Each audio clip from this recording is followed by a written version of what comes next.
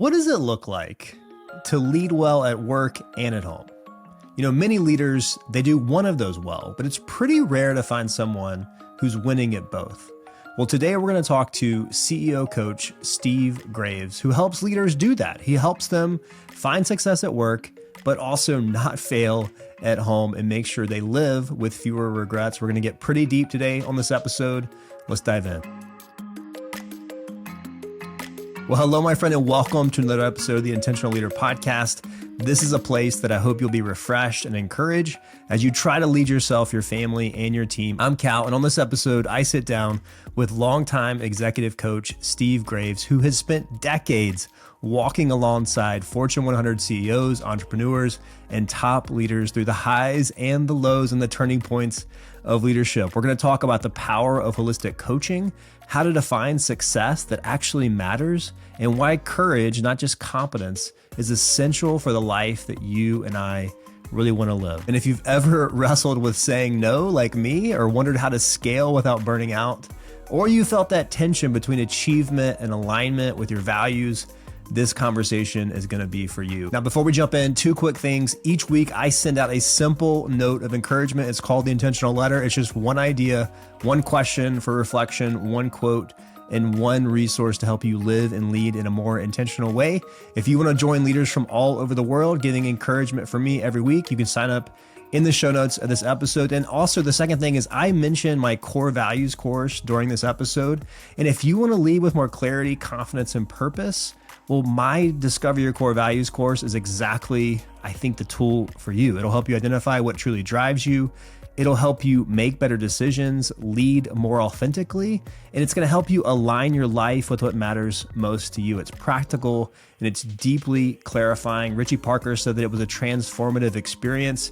Taylor Levick and Ryan Brentz both called it a game changer, and John Boxstans, who's a new dad, said that it re-centered him on who he is at his very best. And that's what I hope the course is. If you want to check it out, you go to calwalters.me/course, or you can check the links in the show notes of this episode. And if you enjoyed today's episode, please do me a favor and subscribe wherever you're watching or listening to this. Share it with a friend. And without any further ado, let's jump into my conversation with the great Steve Graves. Steve Graves, welcome to the Intentional Leader Podcast. So pumped to have you on today. Hey man, thanks for having me. I'm pumped equally. So I'm really curious. I want to jump right into coaching. So you coach, and you have been coaching for decades, some of the top leaders in the business world. You've coached Fortune 100 CEOs, Fortune 500 CEOs. You've coached entrepreneurs. People continue to seek you out for coaching. What does a coach do in your mind? Yeah, great question. A lot of it really depends on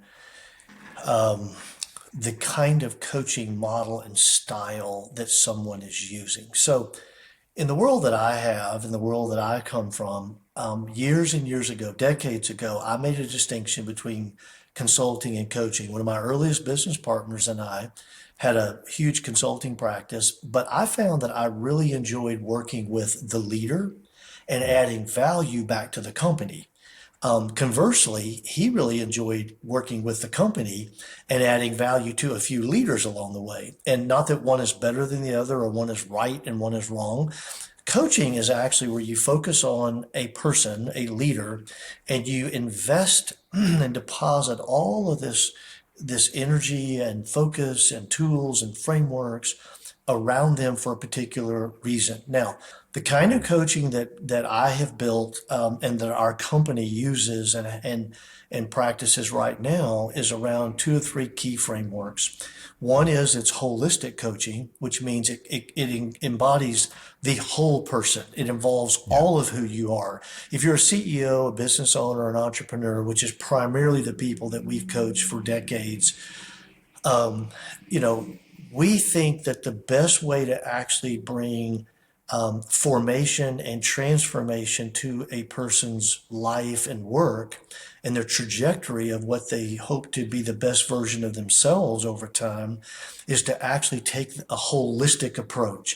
And we know that's true because, if you've had a horrible day at work, there's a good likelihood that you're not going to be just the greatest dad, greatest husband that evening. Now, I'm not saying that we don't have the ability to separate some of our worlds, but we are holistic people. We're fully integrated individuals.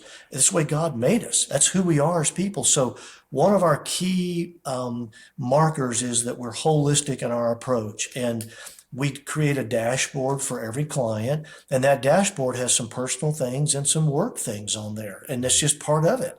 Now we index toward the work things, and we just let the personal things work themselves out because we're not necessarily just soft side, pastoral counselor kind of coaches. So we're very holistic. And then number two is I've built about 110 models and tools and frames to coach CEOs and business owners and founders through the years. And so we use a big, broad array of tools and frameworks. I don't start with a particular book and say it's a one size fits all. I don't care what your questions are. This is what we're going to go through with you. We always start with the client and we ask and answer the question, what is the handful of things that are really, really materially making a difference in the good or the bad of your trajectory? Different way to say it is, what are the big dollar decisions impacting long years of life for you?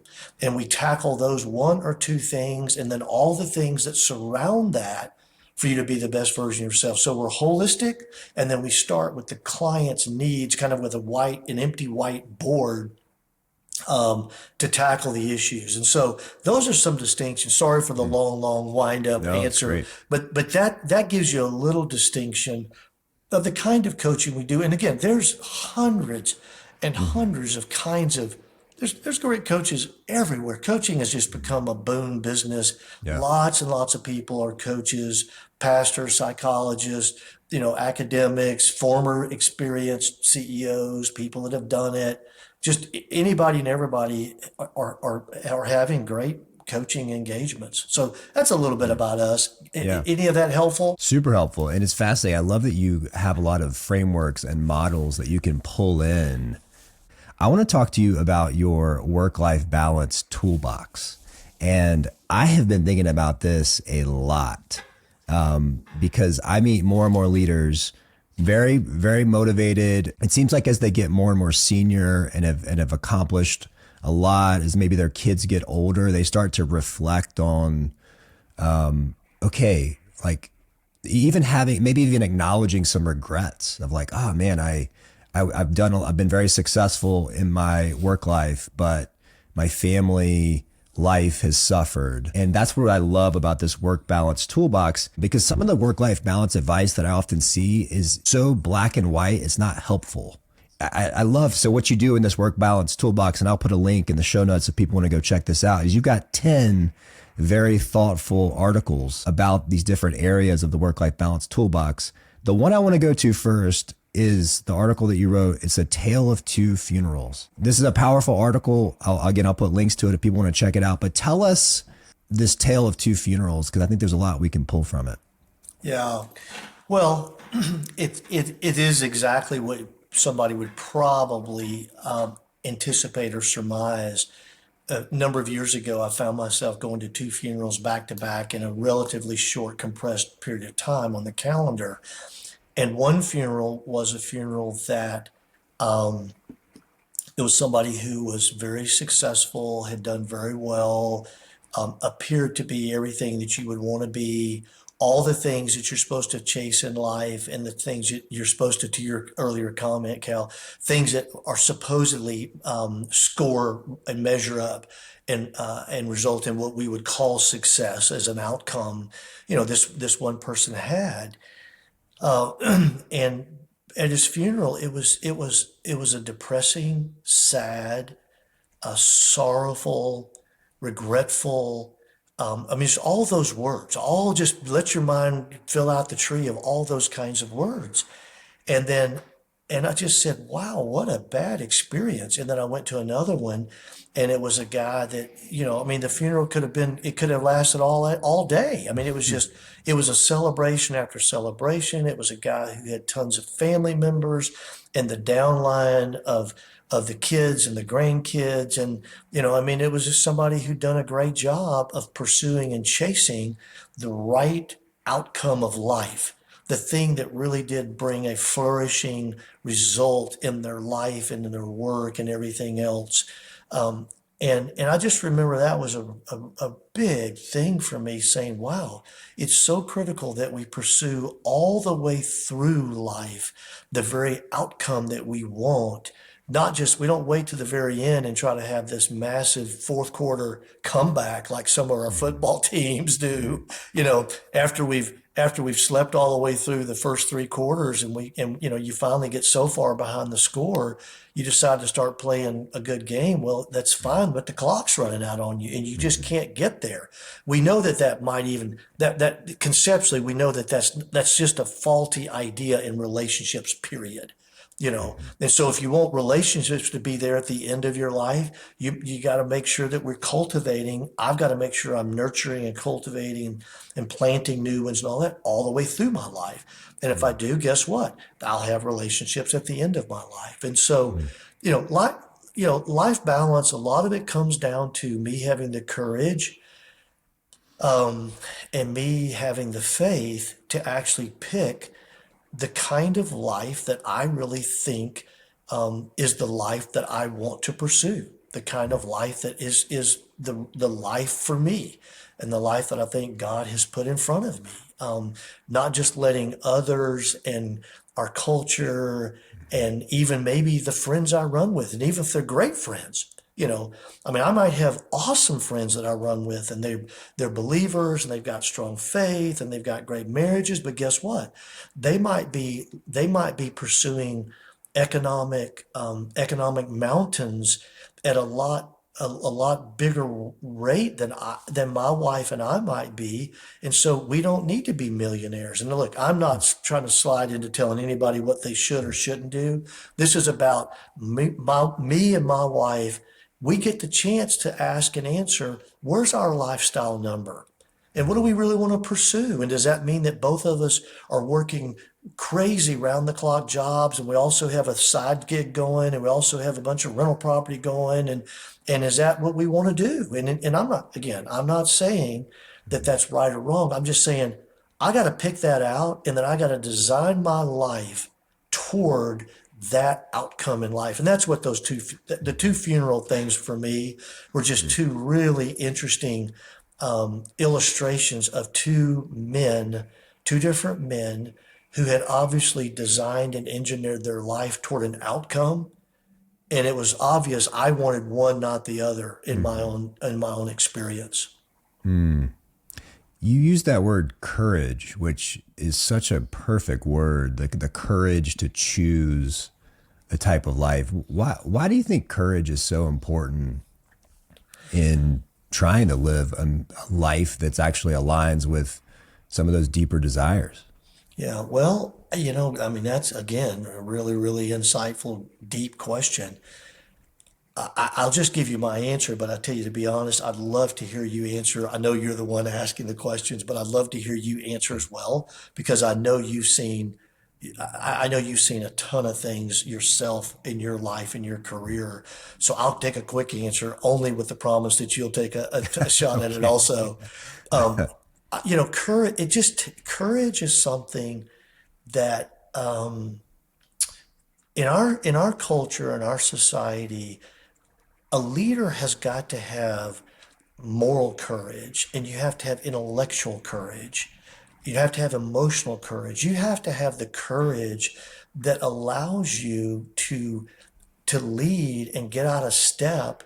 Now, sometimes, not all the time. I mean, nobody wants somebody who never follows the rules. They're always a contrarian. They never can just go along. If we're having a pizza party and there's 25 people coming over for pizza, you're the guy that must have a hamburger. I mean, come on, dude, just choke down a pizza this one time, would you please? And so, nobody needs that person, but leadership requires me. at times to say, no, I really think this is the way we ought to go, or I really think this is what I should be doing, or this is what we need to do with our educational choices for our family. And it can go either way. I'm telling you, it could be the people that choose a public school option not against, but when they have tons of friends that are choosing another option, or the exact opposite. But it just takes courage for people to say, this is what the kind of materialistic life we want to pick and choose, and this is the way we're going to spend our time, and this is how many sports my kids are going to be in, and this is how big of a company. I got a couple of CEOs right now that literally have said, we're going to put a ceiling on our aspirational growth so that we can make sure that we still are able to fulfill the values and the kind of culture that I've promised to myself and every one of our thousands of employees. I mean, that's an easy thing for me to say if it's me in a food truck and my two kids that work for me. I mean, I could easily say, no, our aspirational growth, we're not going to work on Saturday because we want to go to the ball game. Just shut the food truck down. But if I built a big investment, especially if anybody's put money into it, or whatever, if I built a company of any consequence or size, and I'm going to say, and I'm not saying we slow it down where we're not profitable and, people are leaving because we're not growing, but like this up and to the right, that we have to always be the leading company that's beating every curve of growth. Sometimes a leader has to say, we're going to slow it down. I had a client one time literally say, we're going to slow down our top line growth for 18 months. So our leadership engine that we've built can actually catch up with the growth. So then we can absolutely explode. And they did it. They went from being about let's call it $100 million company. They slowed it down, and then they went into double, triple, quadruple the size of the company after they slowed down their leadership engine, because they had to have that. So all of that for me takes courage. So flip it back to you for a second. When courage comes to you, when you think of making courageous choices in the journey of a leader, tell me what you think or what you've seen.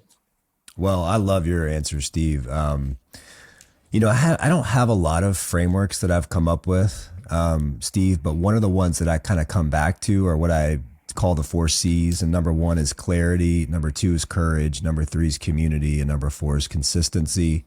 And I think once you get clarity, which, that's one of the reasons that I created this Discover Your Core Values course. And I walk people through a couple different exercises. One of them is a eulogy exercise. And, I'm amazed. In fact, I just walked a bunch of people from my church through this eulogy exercise. And it was amazing to me how powerful it was for people to do. It was hard for people to do because they had to think about like, oh wow, what do I really want people to say about me? And you could do like an 80th birthday exercise. You don't have to actually do the eulogy. And so that's powerful once people actually have the clarity to say, okay, this is the life that I aspire to. This is what I want people to say about me. And then it was actually interesting to me, Steve, a lot of folks were having a hard time because they were acknowledging their current life and saying, like there's a little bit of a disparity here between what I want and where I'm at now. But I think once you have clarity, you still got to have courage because there's so much pressure to conform. And I think you talked about it earlier, Steve, we're so aware now of what everyone else is doing, more so than ever. And I just think even if even if you can write your eulogy or you have written your eulogy or you can say, these are my core values, you still kind of got a lot of that external pressure. And depending on your personality, like I'm definitely more towards like the people pleasing side of things. It's hard. And it's a daily choice to say, okay, no, I'm going to stick to this path that I know is ultimately most important to me. But there are a lot of external pressures. And some, the next one I wanted to ask you about was the cost of saying yes. Some of them are good things. It's not like, what is it? Stephen Covey says that the enemy of the best is the good. Yeah. There's a lot of good opportunities out there, but are they the best opportunities for you? So that's kind of what I think about, Steve. Yeah, I mean, like to your point, Cal, take the concept of courage. If I'm a huge people pleaser and I've spent my life basically in a little bit of a default mechanism. I've got a little bit of this muscle memory twitch that if I can keep a smile on somebody's face around me, whether they're my spouse, my kids, my parents, my workers, my investors, my partners, my buddies, my golf friends, if I can simply keep a smile on people's, like, I don't want to be the guy that makes you quit smiling and maybe even cry, much less get mad at me. Like, what people pleaser has that as a motive? Nobody. Yeah. So guess what? If I think I'm just going to suddenly become a person of courage, that's crazy. I'm having to change a pattern of life that I've operated with my whole life. So guess what? Enter a possible coaching engagement for somebody. Let somebody come walk alongside you and build a new, you know, break down the muscle set that kept this other thing going, and then build up a muscle set that you can learn how to have courageous conversations, honest, hard conversations. You can learn to live with people that literally might be disappointed with you, but you can say, you know what, that's okay with me because they're not in they're not in my natural stewardship, oikos, my orbit, my ecosystem, and God has not called me. I don't need to be waiting up, sweating all night long awake because somebody's not happy with me. I'm okay. Now I'm not just going to, sling around trying to have blood on the table with every friendship, but it's okay. And guess what? It requires courage from me to look at you and say, hey man, we need to have a hard conversation. This partnership we talked about having is just not working. I've got one of those coming up pretty soon with some folks that, and I'm not a huge people pleaser, but I mean, I got to get ready. I mean, I got to kind of I got to get my big boy pants on for that meeting, because it will be having to look across the table and say, hey, we agreed to something, and I don't think it's working that way, man. And I primarily think it's not working that way because of your performance. Cal, you're the reason I think it's not. Now, if I've got it wrong, please tell me, but let's work our way through it. Let's talk about it. And by the way, at the end of it, it's not just both people are smiling again, so it's good. No. We might have to unravel the partnership we agreed to. That's what might have to happen. But guess where it came from? Courage. It came from me having the courage to step into that moment. Yeah. Wow, Steve, that's powerful. Did you say that you are more towards the people pleasing, or is that not as much of a tendency for you? It's not as much a tendency to me, but I do have. I've got more of that in me than maybe I originally thought for a while. But I'm okay having hard conversations. Yeah. Well, it's interesting. So one of the things I teach now, Steve, I teach a lot of leaders emotional intelligence, and we go into the different domains of emotional intelligence. And one of the concepts that we teach is the difference between being nice and being kind. And we kind of talk about being nice is ultimately about me, right? I just want everybody to like me. Like you said before, I just want to see a smile on everybody's face. That's great. And I have the times that I have been the least effective as a leader, Steve, has been when I'm in that zone of nice. Like it's all about me. And it's interesting because I can easily think it's actually about other people. Oh, I want to make everybody happy. But ultimately, I just want everybody to like me. And then we talk about the difference between that and kind is what you just described, being willing to have the harder conversations, the courageous conversations, which for some people is easier than others. But then one of our students also, he talked about, well, on the far end of that too, you've got jerk, so you got to be careful that you don't go too far into the jerk category. But yes, man, but you're tapping into something that, in fact, you were mentioning, like, if a leader has that tendency, maybe they need to think about hiring a coach. I probably should hire a coach because there's a lot to unpack there for me. So I appreciate you speaking to that. But yeah, I think the most effective leaders are able to have that conversation, those hard and you articulated it perfectly. At the end of that meeting, it's not going to be everybody smiling, and that can be really uncomfortable. But the one part I left out is when you're being kind, you actually have the organization as your focus. You have the other person as your focus sometimes too, because you want to make them better. Yep. I want to shift. There's another one you talk about in this work-life balance toolbox, and you talk about the capacity threshold, my capacity threshold. Talk to us about what that means for leaders. Yeah, yeah, great one. So a lot of times, a lot of times we don't realize every human has a capacity threshold. Our capacity threshold is the size and the dimensions of the tabletop that we try to do life on, our life and our work on. And what we do is we're pretty clever and we're pretty smart. And so we begin to fill the tabletop up with stuff if we have any kind of ambition at all and any kind of work ethic at all. We fill it up and then we try to start stacking stuff on top of it until one day stuff starts falling off. Okay, now the difference is my tabletop can be this big or it can be this big. I can have the biggest tabletop of anybody that you know, as in I can be the biggest high capacity. I'm a very high capacity person. Okay. I've got a lot of friends and family members that I love deeply they're not as big of a capacity person. That's not a moral thing. That's not a value thing. That's not a God likes me better and gave me more gifts thing. That's a wiring thing. Some people are just the capacity of things they can handle at one time are not as much as others. And so, but even the greatest, even the person that can they can juggle a million balls at once. What happens is this, is we begin to stack up stuff on our tabletop. Our tabletop is our capacity threshold. Okay. And we stack stuff up, but then eventually we get to I wish we were here in my office. We would literally go to the whiteboard and I'd show you some examples, but we stack stuff up until finally we put one more task on top. And then something starts falling off. And then we have the ultimate question that always has to happen with the capacity threshold.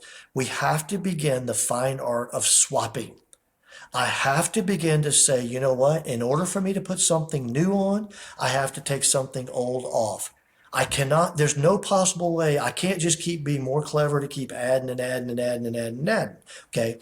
And then, so I have to learn how to swap, which is a little bit of a hack on capacity. The other thing I got to learn how to do is learn how to say no or not now or not yet. And I will never ever have back to where we started. I will never be able to experience any kind of cadence and flourishing life balance at all if I don't have the ability to say no or not now or not yet. And again, if you're a people pleaser, those are not things that we like to say because or if you're a fixer, I'm a fixer. I'm not so much a people pleaser, but anybody that knows me well, my wife, if this was a dual podcast, she would just shake her head and say, yes, yes. I'm a guy that always wants to get things done and fix things. And so guess what? I'm like, you got something to fix? Give it to me. Put it on my to-do list. It'll get done. Well, guess what? Guess what? I've got to learn how to say no or not now or not yet, or really it's not part of my stewardship. I don't need to feel the responsibility. It's not an assignment for me. It's just an opportunity. And I've got to learn how to distinguish the difference in those two and keep those two things separated and only do my assignments. And so the capacity threshold is, it's a real thing, but it's a thing that actually can be achieved and accomplished and developed and I can do better. I mean it's a little bit like a muscle set. Like I can say, man, I'm not very strong today, but you can say, well, fantastic, build that right arm up over the next year or whatever. So it is a little bit about innate wiring, but it's also a lot about building the frameworks around you so that you learn how to be optimal in your own capacity, if that makes sense. Yeah. My guess, and you've worked with a lot of really high level leaders, my guess is there's also probably the default mode of, I just need to increase my capacity. Yeah. Yeah. Which, I'm not ever going to say that. I think some people might have, I will say this, your individual capability set, your own capability set as it relates to capacity, I think can grow a little bit perhaps, but over time, that's really your wiring. Either you're somebody that you're very detail oriented and you're used to getting very deep things done, and I don't want to go into different industries and say these people have bigger capacities than others, but it's just people who are more manager oriented than performer oriented. I'm a big believer that there's performer contributors and manager contributors. Performer contributors are people that drive outcomes through their own skill sets. Preachers, pastors, attorneys, plumbers, artists, athletes, just keep going. Anybody that says, I'm going to go do my thing, and then at the end of that, the deliverable will be there. A manager contributor is somebody who's used to driving outcomes and outputs through other people's skill sets. They're like a conductor of an orchestra. You don't see a conductor in an orchestra trying to play the tuba at the same time of lead the orchestra. No, man, their job is to make sure it all comes together. And so that's their job. They're driving outputs through other people's skill set. Generally speaking, manager contributors have a higher capacity threshold. In my experience, as a general rule, they're able to manage a bigger breadth of things. Whereas, a performer contributor is very deep and very skilled in an area, a surgeon, a dentist, I don't care how you might be the greatest CV heart surgeon in the world, but your hands are only in one body at one time, or you're doing robot surgery in today's world. But you might have the setup for 4 rooms going and the nurses are all in there and but like you yourself you're a performer contributor and you're on task one at a time. Mm-hmm. So yes, do everything you can to find your capacity threshold and make sure you're optimizing and you're leveraging all the 4 corners of that tabletop. Don't be lazy about that. If you've got a 6-foot tabletop, get all 6 foot in and get going. Yeah. But if you're only a 5.5 foot tabletop, that's okay, man. Get going with it. Live with it. Man, that's so good. And it makes me think, Steve, one of my default modes is always just like sleep less. And I learned that probably, it got me through West Point. It got me through Ranger School. It got me through deployments. It's been a good habit to have, but it also is not sustainable. And right. So it's easy for me. That's what I started thinking about. It's easy for me I love talking about my potential and other people's potential. I don't like talking as much about limitations, but we all have them. You gotta, if you want to do well and do it well for a long time, you got to get a certain amount of sleep. You got to, you have to. Well, and so, yeah. So actually, Cal, let me jump in because this is such a core piece of our model of coaching and my worldview and the way I approach life. It's something we call the composite scorecard of life. Most people that like, I've got to be careful that I don't compare myself to a one-dimensional success scorecard in any one area of life. And that's what can happen if we're not careful, especially for super achievers. I want to compare myself to the person who's the super dad, the best dad in the neighborhood. Okay. Mm-hmm. I want to compare myself to the best husband in the neighborhood. I want to compare myself to the best athlete in the neighborhood, the guy who works out every day for 4 hours and runs marathons and super, whatever. I want to compare myself to the guy who's the best churchman.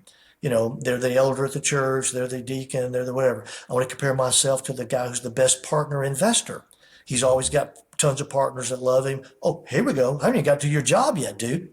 You saw our senior vice president at a company downtown. So I want to be, and you're the best senior vice president on the planet. Okay. Now here's the deal. I'm going to argue there's a pretty good chance that all of those are in the same house. There's not one person that's got all of those awards in the same time. They just don't. Somebody who's all they want to do is be a marathon runner and they don't care about anything else. I had a business partner years and years ago who wanted to be a marathon runner. I remember sitting down with him one time and saying, hey man, I think you got to decide whether you want to be a small business owner that's really, really successful. And oh, by the way, a husband of a bunch of little kids and a good father and good husband. And oh, by the way, you said you wanted to be a strong follower of Jesus. And can they run a marathon? Sure. But you can't run one every weekend. I said, hey, tell me about the guys, tell me about the team that you're running with all the time. How's their marriage? Oh, well, great that you asked, but none of them are married. Okay, check. Well, how are their kids? Well, I just got through telling you, nobody has kids. Check. Okay. Well, how they doing? Like, do any of them have real jobs?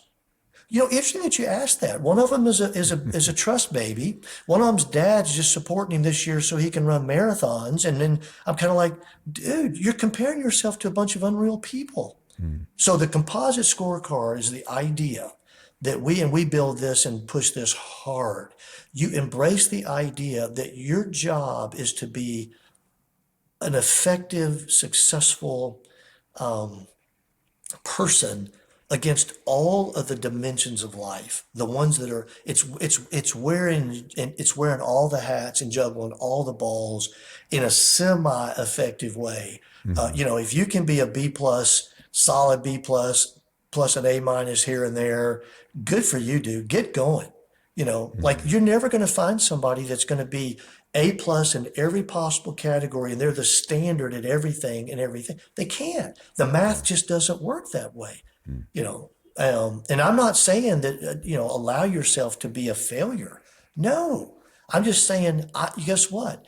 If I'm going to be a great dad, there's going to be certain weeks I might not be the biggest go-getter at the job, or there might be a week that I'm not going to be out fishing. I love to fly fish. Make no mistake about it. Nobody has a hobby they love more than me. People have hobbies they do more than me, but nobody has a hobby they love more than me. Okay. But there are weeks and months and seasons that, guess what? You might as well start renting my equipment from me because I couldn't do everything on my life that I needed to do or wanted to do in that season, in that stretch. Wow, that's powerful, Steve. Coach a few of us that are listening right now on saying no, because that's a hard thing to do. And there's a range of reasons why people have a hard time with that. But any advice for a leader listening who says, you know what, I do need to say no to some people, to some areas, to some things, to some hobbies. There's some hobbies that I used to do that I maybe, if I'm really being honest with wanting to live a holistic life, I probably either need to turn that down a little bit or eliminate it completely. Give us some advice on saying no. Great. So the bigger context would be, how do we change any particular behavior in our life really? Like, how do I really change some behavior really, really? Most people, unfortunately, and I'm not a cynic or skeptic, but most people, unfortunately, me included, just become older versions of the same person. We just literally, we're the same person we always have been, for good or for bad. We just age. And that can be good, but it's not good if we simply are carrying bad behavior patterns forward that we want to just keep rolling with. And so a lot of times what happens is, what I've got to do is, if I want to change a behavior pattern, I have to sometimes deconstruct a behavior before I can reconstruct a good behavior. So what I might have to do is do a little soul work and a little intelligence work and a little emotional work and spiritual work on why I can't say no. What it is about me that's making me always not be able to say no. Can I live with you not being happy with me? Can I live with me if I've been known as the fat funny guy since the third grade? Can I live with not being the fat funny guy, as a 35-year-old guy? Can I create an identity around something else that's been my Snoopy blanket I've held on to my whole life since the third grade? Really and truly. Now, see, I'm way deep, baby. I'm way back in the curtain here. Okay. So I might have to get some help. I might have to get some counseling or some therapy or coaching, whatever, to deconstruct some stuff. But then when you flip it over and you start reconstructing, and actually doing the work, take some baby steps and learn how to say no to some small things first. So literally it's like building a muscle back. I tore a calf muscle this last year and had to kind of rebuild that puppy back a little bit. And so, you might have to build that muscle set of learning how to say no. Get some friends to help you. and then learn how to say, and maybe no, you don't start with no, maybe start with not now or not yet. You know, and some people say, well, that can be a postponing thing. That's fine. It's better than saying yes, you know. And so learn how to say, hey man, I just can't do that right now. I've got too many things on the deal, and I hope you understand. I hope you'll be able to realize that I'm still would love to come on your podcast, man. I just can't. I just can't take you on as a client now. I just can't invest in your company right now. I just can't say yes to being your business partner and being the person that, you know, whatever. I just can't say yes now. Can you give me a buy on that? Is it okay? Can you say, okay, Steve, that's fine. And see what I just did is I made you help me learn how to say no a little bit. And you say, oh yeah, man, I'll get somebody else tomorrow. I'm not quitting. The podcast's not going down because you can't come on, partner. Please understand. We're rolling. You know, I'll get another investor. But yeah. And guess what you did? You helped me learn how to say no. I promise you the next time I'll have that in my storyline behind me. And I'll say, you know what? I'll say no, but I bet you he'll find somebody else to invest in his company. I bet you, you know. And so now, and then learn how to be a little more clinical. That might be another statement. Everything can't be so, people who are people pleasers often can become overly attached to the people, the relationships.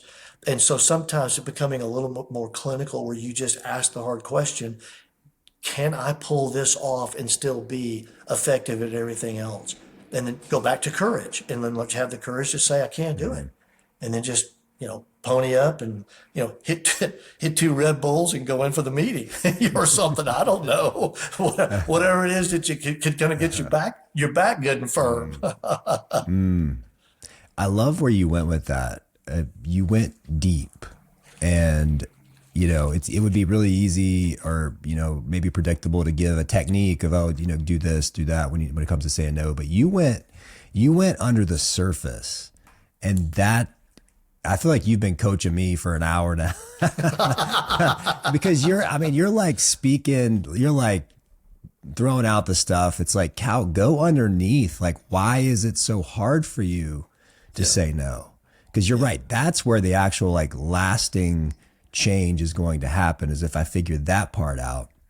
And then getting to the mechanics are not unimportant, but maybe less important if I can figure out how I get a little bit more healthy in that regard. Steve, I can see why so many people want you to coach them. You are a wealth of wisdom, and you just have a great way of doing it. And I'm just so grateful that you have blessed us today with some of that. You got a lot of exciting things going on. I mean, you're not slowing down. You've got Cornerstone Plus. I want you to talk to us about that, and then just talk to us about, because my guess is people are going to want to know how to connect with you. I don't know if you're taking on, you know, clients. My guess is you're probably got more clients than you need. But just anything where can people find you? What are you excited about right now in the work that you're doing? And we'll kind of land the plane here, but thanks so much for these great insights. Great, man. Thanks for asking. Yeah, 2 things. If you want to find more content, you can always go to stephenrgraves.com, STEPHENR Graves, GRAVES.com. And that's got all my articles, all my bundles, like the bundle you talked about, Life Balance. You can find all my books there and all that. And love to have you. And I send out a weekly little weekly article that's free. It's around faith, leadership, and strategy every week. You can follow it for free. Love to have you follow that. And so just jump in there for any kind of content that you'd like to have. The second place would be cornerstoneco.com. cornerstoneco.com. That's the place where all of our coaching and, all of our cohorts and the different industries that we work with.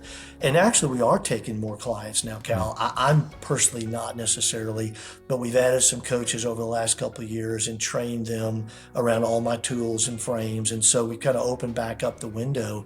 And one of the things that we also have added is this thing called Cornerstone Plus, which is an amazing membership-based opportunity. Just launched it last month. month, and it's awesome for people who want to jump in and work on spiritual formation and business excellence within a network of friends, new people that they might have never met together. We have a monthly boot camp that's followed by some workouts and things like that, and some annual retreats, and just it's a ton of fun, and we're just now launching it, so people can easily jump in on that. So cornerstoneco.com, go to that, and then just search for the Cornerstone Plus, and you can find that there. But we would love to have anybody who follows you. I promise you, we would love to be having some kind of touch point with, because I think your message and your audience and your life and your work is in the same area that we're in. So love to overlap anywhere that you think there would be interest and value. Yeah. Well, Steve, thanks so much for being generous with your time today. And thank you for what you do, and definitely the way you do it is really special. So thank you. Awesome, man. Thanks so much, Cal. Great meeting you. Well, my friend, thanks so much for sticking around to the end of this conversation with Steve Graves. If something he said resonated with you, whether it was about courage, coaching, or designing a life that truly lasts, I encourage you to explore more of his work at stephenrgraves.com and cornerstoneco.com. Steve has generously made his book, Flourishing, available as a free download, and you can grab that in the show notes of this episode. Just go to the show notes and you'll see where it has a link to his book, Flourishing. So go check that out if you want to go deeper. And finally, if you're looking to clarify your own path and lead with more purpose, go check out my Discover Your Core Values course. Just go to calwalters.me/course. It's practical. I think it's pretty powerful, and it only takes really a few hours to go through the course, but I think it will be deeply clarifying, and it'll actually make decision-making easier for you. So I hope you go and make it a wonderful week. Remember, life is short. Let's go make it count.